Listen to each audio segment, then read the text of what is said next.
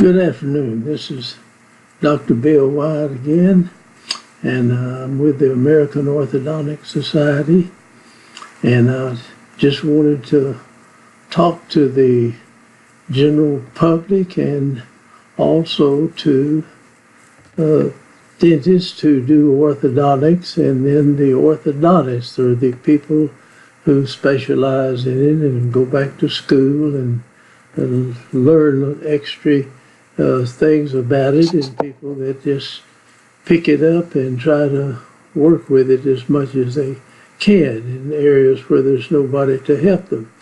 Now, there's a lot that I think ought to change about orthodontics itself. People don't like to do these difficult orthodontic cases, and there's so much that can be done in the general public and older people and things where they're missing teeth, and they have teeth that have been treated with root canals and crowned, and they're worn down, and there's tilting teeth and teeth that are impacted and all sorts of things. And nearly all of this material can be done. In other words, these things can be done to people's teeth. And if you go look at some of the videos that we've done, and over the years that I've been in orthodontics, I just got into it on my own and went and learned from different people that spoke on it and things. And a lot of it you just thought of how you can do this, and learned how to do things that they didn't teach in school.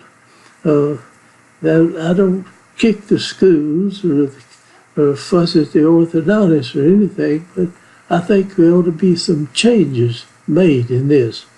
The general public now thinks that orthodontics is just a one-price thing. You say, how much do you charge for orthodontics? That's kind of ridiculous to me. That's like driving your car and if something bad goes wrong with it, and somebody asks, well, how much do you charge to fix a car? Well, it depends on what's wrong with the car.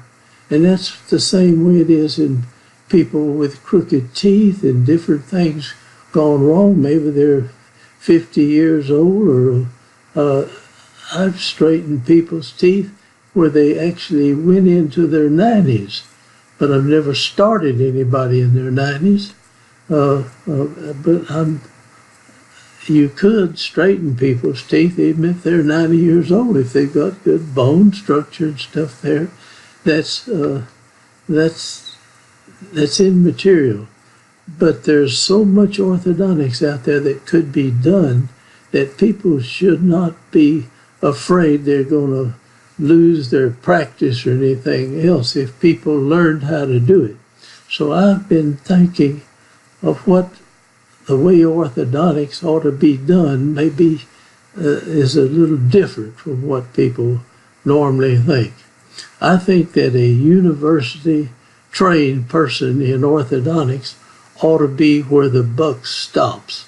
I mean, they ought to be the people that can do the most difficult cases that there is. And that is not the way it is done nowadays. Now, if people charged according to the amount of work and what's got to be done, there would be a tremendous difference in the price of one person getting their teeth straight and another person getting their teeth straight. Some of the straightening is just so simple. I mean, you can do it very easily. I mean, and then some of them really require somebody to sit down and really think what they can do and how they're going to go about doing it, and really take somebody that has got some innovative ideas to fix the teeth. At one time, they said that you couldn't spread somebody's lower cuspids out. And so there's a real good teacher up in Washington State, I think, the university up there taught, and he thought that you could not straighten these teeth out if they were crowded cuspids. Then you had to extract teeth in here and leave the cuspids where they were. If you moved them apart, they came back to the same place. And I could not see any sense in that. It just didn't make sense. There was some strange thing in the lower cuspids that made them go back together. So about 40 years ago, I decided to try.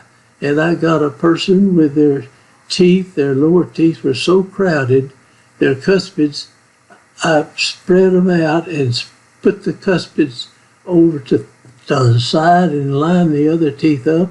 And they said in 10 years, they'll all go back. Well, in 10 years, they were still out there. And in 20 years, they were still out there. And I honestly believe that this lady that I spread those teeth out, they'll be out there when they bury her. I don't know where she is now, but wherever she is, I think their teeth will be out there. And they said extracting teeth behind didn't make any difference. Yeah, they would go back in. So these things are there. And there are many, many adults running around with things wrong with their teeth. And you go look at this lady that we took and just, it's a video called Closing Space on Adults. And just look at that, what we did with it. We just took all of her teeth, and she had teeth out and had teeth leaning over. We straightened them up and we just moved everything together and filled all the gaps up. And back at one side, she didn't have enough teeth back there, so they could put an implant back there. But that's all. We moved them together. And a good friend of mine that who's a good orthodontist and everything, he was head of a school at one time, went and talked to some of the orthodontic school somewhere, and they said they didn't want to do that. They weren't going to teach the people how to do that. Moving the teeth in to fill the gaps up in here is a good way to do. And they didn't teach them. And so none of these students coming out of the school are going to know how to do that, or they won't have seen it done, and they may not believe it can be done, and so they don't do it. And they don't offer it to people. There are many, many adults there with things that can be done. There's more orthodontics out there that goes untreated simply because people don't know it can be done. And I just feel like people would be very grateful if orthodontists cut loose and just let people do, any dentist do the simple, easy stuff and quit worrying about running out of patients. There's more patients out there than we could possibly treat if we offered them the treatment, possibly. So go back and look at that. And I think orthodontics ought to change. And I think the people that are university trained, it's going to be difficult to get patients like that in for them to work on and everything. But they ought to be the ones that do the finest kind of work. And that's what I would like to see the orthodontists assume this position. And I'm going to push to do that. Now, I am wanting to push also for the pediatric dentists to work on kids and do their orthodontics. There's little bitty preventive orthodontics things that needs to be done along the way, like ectopic erupting cuspids or changing the environment where the kid is not allergic and having functional problems that are going to cause serious problems if you wait. You need to do them real young. So I'm kind of, griping in a way. I'm not fussing at the orthodontists. They have to make a living and have to do this.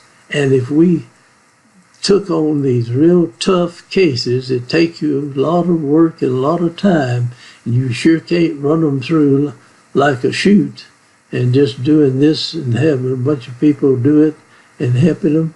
But you can take good people and train them and have them help you and do everything that the law allows, and you can make a living doing these tough cases. But you're going to have to charge them a lot more than you charge somebody for some simple, easy thing to do.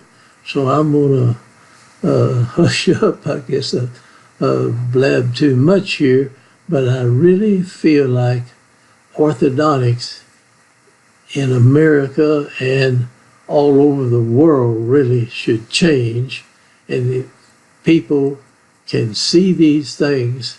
And I've tried to do in my years of orthodontics everything that came across the board, and regardless of how long it took and how difficult the case was, I tried to help the people, and people were very grateful for that. So I'm going to close, and you may get some people will get mad at me for saying this, but I feel that the orthodontists really ought to knuckle under and learn how to do all of this stuff.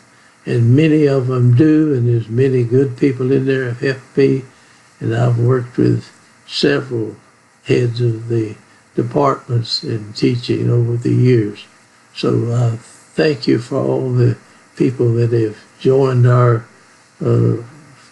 group here, and I appreciate you joining that. So I'm going to hush and close up, and we'll see what, we'll send this out and see what people think about it. So I'll say goodbye. Thank you now. Bye-bye.